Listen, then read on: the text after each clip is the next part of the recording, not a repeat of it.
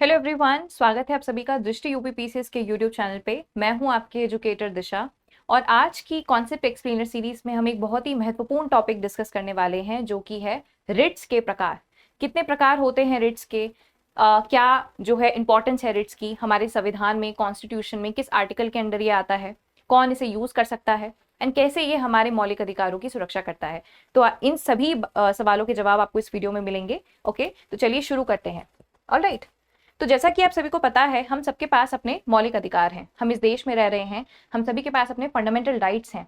लेकिन मेरा सवाल आपसे ये है कि अगर हमारे फंडामेंटल राइट्स वॉयलेट होते हैं, अगर हमारे मौलिक अधिकारों का उल्लंघन होता है, तो उसकी रक्षा कौन करेगा? हु विल इंश्योर कि हमारे हमारे जो मौलिक अधिकार हैं वो सुरक्षित रहें?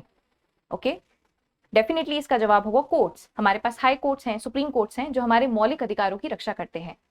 तो इसमें रिट्स जो है वो कैसे डिस्कशन में आता है? देखिए, रिट्स क्या है? ये एक कोर्ट द्वारा जारी किया गया एक औपचारिक लिखित आदेश है, यानी कि एक फॉर्मल रिटन ऑर्डर होता है। रिट क्या है? एक फॉर्मल ऑर्डर होता है जो कौन देते हैं? कोर्ट्स जारी करते हैं। ओके, किसके द्वारा दिया जाता है? न्यायालय द्वारा दिया जाता है, जिसके माध्यम से किसी व्यक्ति या अथॉरिटी या सरकार को कोई विशिष्ट कार्य यानी कोई पर्टिकुलर एक्ट करने से आप रोक सकते हो। आप या तो करने को उन्हें बोल सकते हो, कमांड दे सकते हो, या फिर उन्हें आप करने से रोक सकते हो। बेसिकली अगर मुझे इसको आपको सिंपल भाषा में बताना है तो रिट एक प्रकार का फॉर्मल ऑर्डर होता है जो आपके कोर्ट्स इशू करते हैं। High court and supreme court के पास पावर है रिट्स इशू करने की। ओके, जिसके बेसिस पे आप क्या कर सकते हो, जो आपकी पब्लिक अथॉरिटीज है, गवर्नमेंट है, जो पब्लिक ऑफिसेज हैं, उनको आप कोई कार्य करने से या तो रोक सकते हो या फिर आप कोई कार्य करने के लिए उन्हें कमांड दे सकते हो। ओके, आई होप ये डेफिनेशन आपको क्लियर हुई होगी। इसको हम आगे काफी सारे उदाहरण से भी समझेंगे। ठीक है, चलिए, सबसे महत्वपूर्ण चीज यहाँ पे मैं आपको ये बताना चाहूंगी about article 32 and article 226। Article 32 and article 226 बहुत ही महत्वपूर्ण है जब भी रिट्स की बात होती है। तो सुप्रीम कोर्ट के पास ताकत है रिट्स जारी करने की। किस अनुच्छेद के अंदर, किस आर्टिकल के अंदर? आर्टिकल 32। आर्टिकल 32 जो है वो सुप्रीम कोर्ट को ये ताकत देता है कि वो रिट्स इशू कर पाए। इस आर्टिकल 32 के तहत सुप्रीम कोर्ट हमारे मौलिक अधिकारों की सुरक्षा कर पाता है। ठीक है, एक और महत्वपूर्ण चीज है, रिट्स को जो है heart and soul of the constitution भी कहा जाता है। और ये किसने कहा है? ये बोला गया है बाय डॉक्टर भीमराव अंबेडकर जी द्वारा। डॉक्टर भीमराव अंबेडकर जी ने रिट्स को heart and soul of the constitution कहा है। तो कई बार एग्जाम में अगर आपसे पूछ लिया जाए कि heart and soul of the constitution किसे कहा जाता है, तो किसकी बात हो रही है? रिट्स की बात हो रही है। इसे देख के हमें पता चलता है कि रिट्स का स्थान कितना महत्वपूर्ण है हमारे संविधान के अंदर। ओके, जैसा कि हमने जाना कि सुप्रीम कोर्ट के पास रिट्स इशू करने की ताकत है, वैसे ही हाई कोर्ट के पास अंडर आर्टिकल 226 में हाई कोर्ट्स के पास भी रिट्स इशू करने की ताकत है। ओके, तो supreme court and high court दोनों ही आपके रिट्स इशू कर सकते हैं। लेकिन एक डिफरेंस है, एक दोनों में बहुत बड़ा अंतर है। आप मेरी बात ध्यान से समझेंगे यहाँ पे मैं क्या बोल रही हूँ। सुप्रीम कोर्ट भी रिट्स इशू कर सकता है, हाई कोर्ट्स भी रिट्स इशू कर सकते हैं। दोनों में फर्क इतना है कि सुप्रीम कोर्ट रिट्स इशू कर सकते हैं सिर्फ फंडामेंटल राइट्स को प्रोटेक्ट करने के लिए, सिर्फ मौलिक अधिकारों के उल्लंघन होने को रोकने के लिए सुप्रीम कोर्ट जो है रिट्स इशू कर सकते हैं। वही हाई कोर्ट जो है वो रिट्स इशू कर सकते हैं अदर लीगल राइट्स को प्रोटेक्ट करने के लिए भी। ओके, यानी कि हाई कोर्ट के पास रिट्स इशू करने की ताकत ज्यादा है, क्योंकि हाई कोर्ट हमारे फंडामेंटल राइट्स को तो बचा ही रहा है, साथ में जो हमारे अदर लीगल राइट्स होते हैं उसके लिए भी हमारी रक्षा कर रहा है। ओके, सुप्रीम कोर्ट के पास रिट्स इशू करने की पावर किस लिए है? सिर्फ फंडामेंटल राइट्स को बचाने के लिए। वही हाई कोर्ट्स जो है हमारे फंडामेंटल राइट्स भी बचाएगा और अदर लीगल राइट्स भी बचाएगा। यानी रिट्स इशू करने की ताकत किसके पास है सबसे ज्यादा? The answer is high court. Okay, I hope ये डिफरेंस आपको क्लियर हुआ होगा। यहाँ पे हम देख सकते हैं कि आर्टिकल 32 यानी सुप्रीम कोर्ट के रिट्स की बात हो रही है। आर्टिकल 32 केवल मौलिक अधिकारों के प्रवर्तन के लिए है, जबकि आर्टिकल 226 के तहत मौलिक अधिकार तथा अन्य वैधानिक अधिकार दोनों का प्रवर्तन किया जा सकता है। ओके, ये चीज मुझे आपको बतानी थी। इसी तरीके से जो रिट है एक बहुत ही शक्तिशाली संवैधानिक साधन, एक पावरफुल कॉन्स्टिट्यूशनल टूल माना जाता है, जिसके माध्यम से जो कोर्ट्स होते हैं वो ये सुनिश्चित करते हैं कि लॉ का, कानून का सही तरीके से पालन हो और किसी का मौलिक अधिकार वॉयलेट ना हो। ओके, चलिए, ओके, बाकी चीजें बताने से पहले मुझे आपको क्लियर करना है कि अभी जो है हमारे यूपीपीसीएस के ऑनलाइन कोर्सेज में 50% सेल चल रही है, जो कि आपकी 18 से 22 जुलाई तक वैलिड है। 18 से 22 जुलाई तक ये सेल चल रही है, जिसपे आप यूपीपीसीएस के सारे ऑनलाइन कोर्सेज को अवेल कर सकते हो। यहाँ पे आपको फाउंडेशन कॉन्सेप्ट्स की क्लासेस मिलेंगी जो आपके फाउंडेशंस को क्लियर करेंगी। साथ ही में आरओ एंड एआरओ की भी विशेष तैयारी आपको कराई जाएगी। टारगेटेड प्रीलिम्स क्लासेस यहाँ पे होने वाली हैं। साथ ही अन्य कोर्सेज पर भी आपको जो है तैयारी कराई जाएगी। ठीक है, अगर आपको इस बेनिफिट को अवेल करना है तो आप जो है दिए गए कॉन्टैक्ट नंबर पे जो है कॉन्टैक्ट कर सकते हो। ओके, ऑल राइट, अब हम जानेंगे रिट्स के प्रकार, कितने टाइप्स की रिट्स होती हैं, उन सबको पढ़ते हैं। ओके, तो पहली जो रिट हम पढ़ने वाले हैं वो है आपकी habeas corpus. Habeas corpus, habeas corpus का लिटरल मीनिंग क्या होता है? To have a body of, यानी कि पर्सन को प्रस्तुत किया जाए जुडिशरी के सामने। इसको एक एग्जाम्पल से समझते हैं। मान लेते हैं कि आपका कोई एक फ्रेंड है, आपके फ्रेंड को पुलिस पकड़ के ले गई है, उसका अनलॉफुल डिटेंशन हुआ है, ना कोई वारंट था और मतलब कोई पुलिस के पास कोई ऐसा वारंट नहीं था, बट पुलिस जो है आपके दोस्त को पकड़ करके ले गई है और साथ ही मजिस्ट्रेट के सामने आपके जो दोस्त हैं उनको पेश नहीं किया गया है, तो एक तरीके से अनलॉफुल डिटेंशन हुआ है। इन दैट केस आपके दोस्त के जो फंडामेंटल राइट्स हैं उनको कौन प्रोटेक्ट करेगा? क्या कोर्ट आपके दोस्त के फंडामेंटल राइट्स को प्रोटेक्ट करेगा? The answer is yes. किस चीज से? हैबियस कॉर्पस से। तो हैबियस कॉर्पस का पर्पस क्या है? यदि किसी व्यक्ति का अनलॉफुल डिटेंशन हुआ है और इस अनलॉफुल डिटेंशन से अगर तुरंत मुक्त कराना है, ओके, और आर्टिकल 21 यानी जो राइट टू लाइफ है, हमारा फंडामेंटल राइट है, ओके, उसके अंतर्गत अगर व्यक्तिगत स्वतंत्रता यानी पर्सनल लिबर्टी की रक्षा करनी है तो कोर्ट जो है वो हैबियस कॉर्पस का यूज कर सकती है। ओके, तो हैबियस कॉर्पस हमें किससे बचाता है? अनलॉफुल डिटेंशन से। अगर आपका डिटेंशन हुआ है अनलॉफुल तरीके से, ठीक है, तो आप क्या यूज कर सकते हो? Habeas corpus. मतलब आप याचिका अपनी जो है वो दे सकते हो कोर्ट को, एंड कोर्ट जो है हैबियस कॉर्पस इशू कर देगी। इन दैट केस पर्सन को लाया जाता है जुडिशरी के सामने, कोर्ट इन्वेस्टिगेट करती है कि डिटेंशन क्यों हुआ है, किस लिए इस पर्सन को अरेस्ट किया गया है। अगर वो अनलॉफुल होता है तो उस पर्सन को तुरंत जो है रिहा कर दिया जाएगा। ठीक है, लेकिन जो हैबियस कॉर्पस होता है वो आपका कुछ केसेस में जारी नहीं किया जाता। सबसे पहली बात, जब आपका डिटेंशन जो है वो कानून के मुताबिक हो रहा है, बिल्कुल लॉफुल डिटेंशन में हैबियस कॉर्पस यूज नहीं हो सकता। हैबियस कॉर्पस सिर्फ अनलॉफुल डिटेंशन में यूज होगा। ओके, तो अगर डिटेंशन लॉफुल हुआ है, इन दैट केस हैबियस कॉर्पस जो है वो इशू नहीं हो पाएगा। दूसरा, जब निरोध विधायिका यानी लेजिस्लेचर या न्यायालय की कंटेम्प्ट के कारण किया गया हो। मान लो कि एक पर्सन है, उसने कंटेम्प्ट ऑफ कोर्ट जो है वो कर दिया है, यानी कि उसने कोर्ट के किसी फैसले का बार बार उल्लंघन किया है, ओके, या कोर्ट के खिलाफ कुछ बोला है, तो कंटेम्प्ट ऑफ कोर्ट माना जाएगा। अगर इस केस में उसका डिटेंशन हुआ है तो वहां पे भी हैबियस कॉर्पस आप यूज नहीं कर सकते। ओके, तीसरी कंडीशन क्या है? जब निरोध किसी सक्षम न्यायालय यानी कॉम्पिटेंट कोर्ट ऑफ लॉ के आदेश से किया गया हो। ठीक है, जब कोर्ट ने ही आदेश दे दिया है कि आप इस पर्सन को अरेस्ट करिए, ठीक है, एंड वो पर्सन अरेस्ट हो गया है, तब भी हैबियस कॉर्पस यूज नहीं हो सकता। कुल मिला के आपको ये चीज याद रखनी है कि हैबियस कॉर्पस जो है वो सिर्फ अनलॉफुल डिटेंशन के लिए यूज होता है। अगर आपका डिटेंशन लॉफुल हो रहा है, कानून को ध्यान में रखते हुए हो रहा है, सारी कानूनी प्रतिक्रिया फॉलो करते हुए हो रहा है, सारा जो प्रोसेस है आपने फॉलो किया है, तो उस केस में जो हैबियस कॉर्पस है वो इशू नहीं हो पाएगा। ओके, चौथी कंडीशन क्या है? जब निरोध न्यायालय की क्षेत्र अधिकार यानी टेरिटोरियल जुरिडिक्शन से बाहर हुआ हो, ठीक है, तब भी हैबियस कॉर्पस इशू नहीं हो सकता। मान लेते हैं कि आपका फ्रेंड है, उसको महाराष्ट्र में पुलिस ने पकड़ा है, अनलॉफुली डिटेन कर दिया गया है, ठीक है, आप जो है वो यूपी में रहते हो, ठीक है, तो आप यूपी के हाई कोर्ट के पास नहीं जा सकते कि आप हैबियस कॉर्पस जो है वो इशू करिए, क्योंकि वो यूपी के हाई कोर्ट के टेरिटोरियल जुरिडिक्शन के बाहर है। ओके, तो ये जो 4 कंडीशंस हैं वो आपको याद रखनी है। ये वो 4 कंडीशंस हैं जहां पे हैबियस कॉर्पस यूज नहीं होता। ओके, नेक्स्ट जो हमारी रिट हमें पढ़नी है वो है मैंडमस। मैंडमस का सिंपल सा अर्थ होता है टू कमांड। ठीक है, जब भी कोर्ट को कमांड करना हो, ठीक है, किसको कमांड करना हो? किसी पब्लिक अथॉरिटी को या किसी पब्लिक ऑफिशियल को या किसी स्टैट्यूटरी बॉडी को, है ना। कई बार ऐसा होता है कि आप किसी गवर्नमेंट ऑफिस में जाते हो, किसी पब्लिक ऑफिशियल के पास जाते हो अपना काम कराने के लिए, बट वो अपनी अथॉरिटी का मिसयूज करके हो सकता है आपको आपका काम करने से वो मना कर दें। इन दैट केस आप कोर्ट के पास जा सकते हो, और कोर्ट कौन सा रिट इशू करेंगी? मैंडमस का, यानी कि कोर्ट कमांड करेंगी कि आप अपना काम करिए। ठीक है, देखिए क्या लिखा है यहाँ पे? उद्देश्य क्या है? किसी पब्लिक अथॉरिटी या पब्लिक ऑफिशियल या स्टैट्यूटरी बॉडी को उसके अनिवार्य लोक कर्तव्य, है ना, उसका अनिवार्य लोक कर्तव्य यानी मैंडेटरी पब्लिक ड्यूटी, अगर वो अपनी पब्लिक ड्यूटी आप करने से अगर मना कर रहे हैं तो court in that case mandamus issue कर सकती है ना, का पालन करने के लिए अगर बाध्य करना, यदि उसने उसको करने से इनकार किया हो या लापरवाही की हो। बहुत सिंपल सा एग्जांपल लेते हैं, आप पुलिस स्टेशन चले गए एफआईआर करने, पुलिस आपकी एफआईआर दर्ज ही नहीं कर रही है, ठीक है, तो आपका जो है, आपकी जो पब्लिक ड्यूटी है वो फुलफिल नहीं हो रही है जो कि उनको करनी चाहिए, तो इन दैट केस जो है मैंडेमस जो है वो इशू हो सकता है। Okay, all right. Mandamus issue होने की कुछ कंडीशंस हैं, वो क्या है?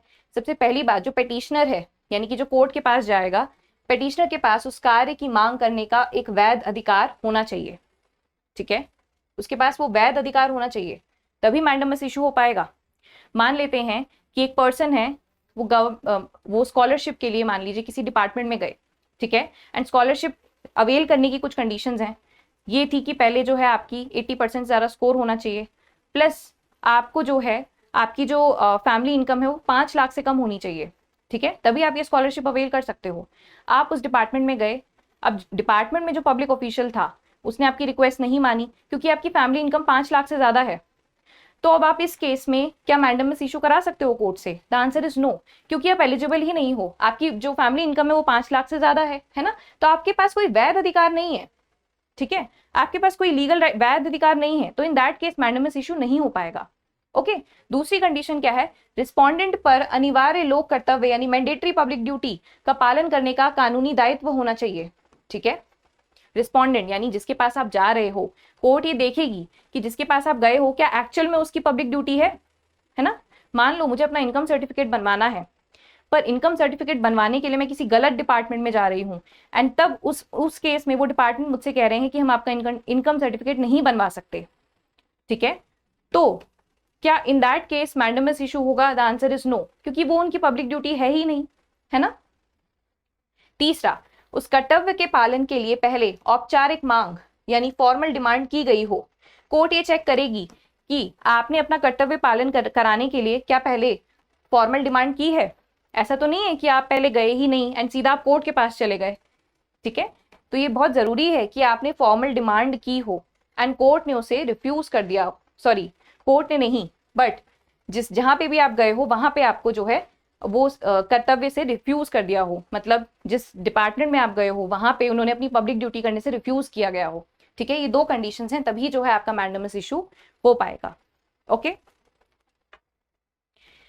अब मैंडेमस जो है वो किसके विरुद्ध जारी हो सकता है? High court and supreme court mandamus किसके अगेंस्ट जारी कर सकते हैं? पब्लिक ऑफिशियल्स यानी कि जो लोक अधिकारी होते हैं, ओके, जिनका काम होता है पब्लिक ड्यूटी करना, लोगों की सेवा करना, पब्लिक ऑफिशियल्स हो गए। लोअर कोर्ट्स के खिलाफ भी जारी हो सकता है, ट्रिब्यूनल्स के खिलाफ भी जारी हो सकता है, स्टैट्यूटरी कॉर्पोरेशन के खिलाफ भी जारी हो सकता है और गवर्नमेंट डिपार्टमेंट्स में भी जारी हो सकता है। अब मेरा आप सभी से एक सवाल है, क्या कोर्ट मैंडेमस गवर्नर के खिलाफ जारी कर सकते हैं, गवर्नर या प्रेसिडेंट के खिलाफ? आपको इसका जो उत्तर है वो कमेंट सेक्शन में बताना है। ओके, तीसरा जो रिट हमें पढ़ना है वो क्या है? प्रोहिबिशन यानी प्रतिषेध, ठीक है, प्रोहिबिशन। प्रोहिबिशन का क्या मतलब होता है? टू प्रिवेंट, यानी कि आप किसी को कुछ करने से रोक रहे हो, ठीक है, आप कुछ रोकना चाहते हो किसी को करने से, प्रोहिबिट कर रहे हो, इसका अर्थ क्या है? रोकना, यानी कि टू फॉरबिड। इसका उद्देश्य क्या है? ये एक प्रिवेंटिव रिट है, आप कुछ प्रिवेंट करना चाह रहे हो, जहां पे जो उच्च न्यायालय यानी हायर कोर्ट है वो किसी लोअर कोर्ट या फिर किसी ट्रिब्यूनल, काजी जुडिशियल ट्रिब्यूनल को ऐसी कार्यवाही या ऐसी प्रोसीडिंग्स को रोकने के लिए जारी करता है जो उसके क्षेत्राधिकार यानी जुरिडिक्शन से बाहर हो या प्राकृतिक न्याय के सिद्धांतों यानी प्रिंसिपल्स ऑफ नेचुरल जस्टिस का उल्लंघन करती हो, ठीक है। प्रोहिबिशन में क्या होता है? जो आपके कोर्ट्स होते हैं यानी high court and supreme court, वो लोअर कोर्ट्स या काजी जुडिशरी ट्रिब्यूनल्स होते हैं, उनकी जुरिडिक्शन को, मान लीजिए उनकी कोई प्रोसीडिंग्स चल रही हैं, उनकी कोर्ट की कुछ प्रोसीडिंग्स चल रही हैं जो प्रिंसिपल्स ऑफ नेचुरल जस्टिस को फॉलो नहीं कर रहे हैं, तो उन प्रोसीडिंग्स को रोकने की पावर किसके पास है? High court and supreme court. किसके द्वारा? अगर ये प्रोहिबिशन वाली रिट इशू कर देते हैं तो आप लोअर कोर्ट्स की प्रोसीडिंग्स को रोक सकते हो, ठीक है। क्या आपको ये बात समझ में आई? और ये जारी कब की जाएगी? ये रिट कार्यवाही के दौरान ही, यानी जब कार्यवाही चल रही है, ठीक है। मान लीजिए कि हाई कोर्ट है, ठीक है, एक कंज्यूमर कोर्ट का एग्जांपल हम लोग ले लेते हैं। कंज्यूमर कोर्ट जो है वो एक क्रिमिनल केस का ट्रायल ले रहा है। अब ये तो प्रिंसिपल्स ऑफ नेचुरल जस्टिस को वायलेट कर रहा है, वो उसके जुरिडिक्शन के अंदर आता ही नहीं है। तो हाई कोर्ट अगर चाहे या सुप्रीम कोर्ट अगर चाहे तो कंज्यूमर कोर्ट का जो ये जो ट्रायल चल रहा है उसको रोक सकते हैं। ओके, क्योंकि वो प्रिंसिपल्स ऑफ नेचुरल जस्टिस का उल्लंघन कर रहे हैं। ठीक है, तो ये जो रिट है ये आप कार्यवाही के दौरान इशू कर सकते हो। ऑलराइट, या निर्णय दिए जाने से पहले आप इशू कर सकते हो। अगर निर्णय ले लिया गया है तो उसके बाद कौन सी रिट आप इशू करोगे, इसका उत्तर भी आप कमेंट सेक्शन में बताएंगे मुझे। ठीक है, इसका जवाब हम आने वाली स्लाइड्स में देखेंगे। बट जो ये प्रोहिबिशन वाली रिट है ये आप तभी इशू कर सकते हो जब आपकी कोर्ट में कार्यवाही चल रही हो। ठीक है, या निर्णय लेने से पहले आप इस रिट का इशू कर सकते हो।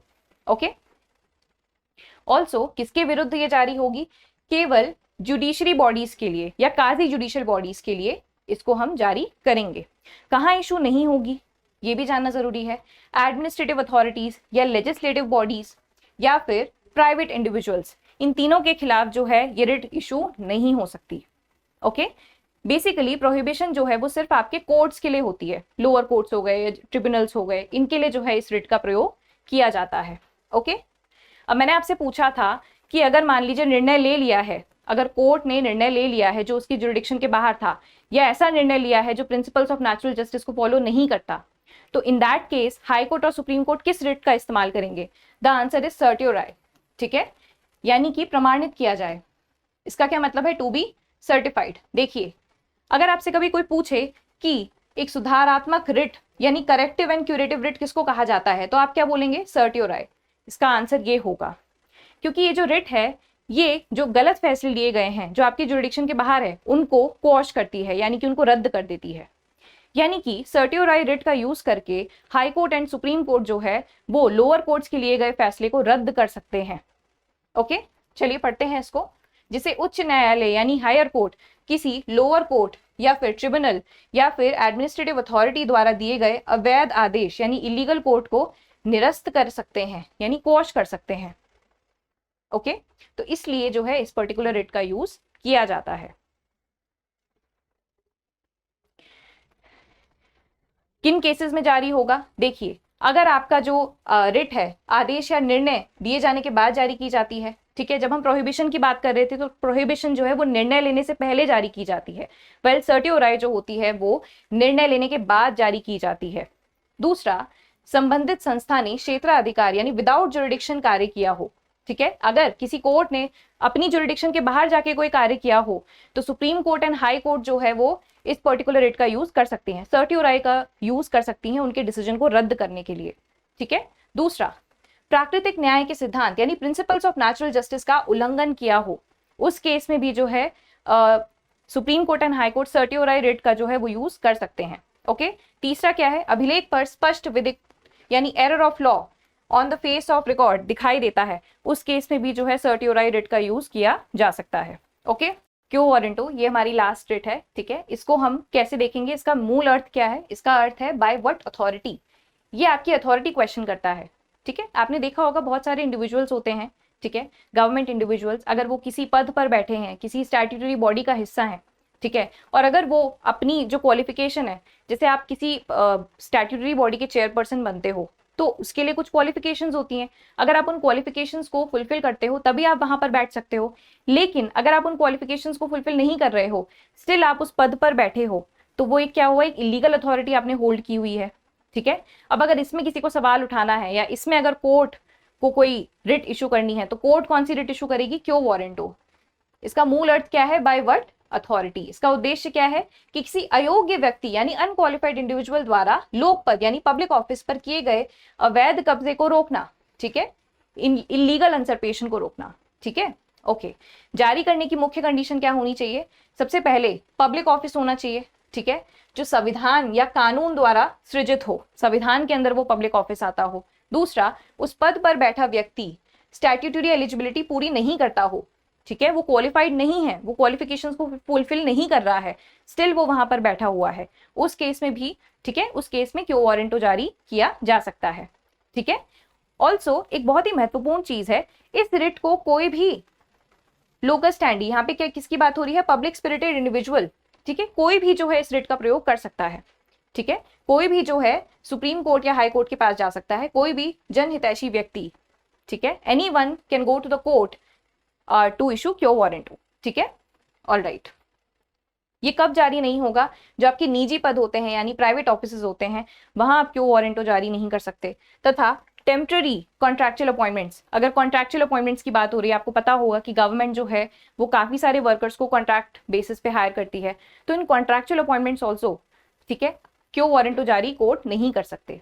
ओके, आई होप आपको जो पांचों रिट्स हैं सब अच्छे से क्लियर हो गई होंगी, ठीक है। अब एक प्रश्न जो है वो आप सभी के लिए है, आपको इसका उत्तर कमेंट सेक्शन में देना है, ठीक है। तो प्रश्न क्या कहता है? भारतीय संविधान में रिट क्षेत्राधिकार के संबंध में निम्नलिखित तथ्यों पर विचार कीजिए। पहला स्टेटमेंट है, सर्वोच्च न्यायालय केवल मौलिक अधिकारों के प्रवर्तन के लिए रिट जारी कर सकता है, जबकि एक उच्च न्यायालय मौलिक अधिकार और सामान्य कानूनी अधिकार दोनों के लिए रिट जारी कर सकता है। ओके, दूसरा स्टेटमेंट क्या है? हेबियस कॉर्पस की रिट सार्वजनिक प्राधिकरणों और निजी व्यक्तियों को दोनों के खिलाफ जारी की जा सकती है। ओके, तीसरा स्टेटमेंट क्या है? किसी राज्य के राज्यपाल को आधिकारिक कर्तव्यों के पालन के लिए बाध्य करने के लिए परमादेश यानी मैंडमस की रिट जारी की जा सकती है। चौथा स्टेटमेंट है, क्यो वारंटो एकमात्र ऐसी रिट है जिसे किसी भी इच्छुक व्यक्ति द्वारा मांगा जा सकता है, ना कि केवल पीड़ित व्यक्ति द्वारा। ओके, तो ये जो स्टेटमेंट है आपको इसमें से चुनना है कि इनमें से कौन से कथन सही है। ऑप्शन ए है केवल 1, 2, 3, ऑप्शन बी केवल 2, 3, 4, ऑप्शन सी केवल 1, 2 और 4, और ऑप्शन डी की अगर हम बात करें तो केवल 1, 3 और 4। इसमें से आपको जो है सबसे करेक्ट आंसर जो है वो चुनना है और कमेंट सेक्शन में लिखना है, ठीक है। आई होप आपको आज की वीडियो अच्छी लगी होगी। आपका दिन शुभ हो। Thank you.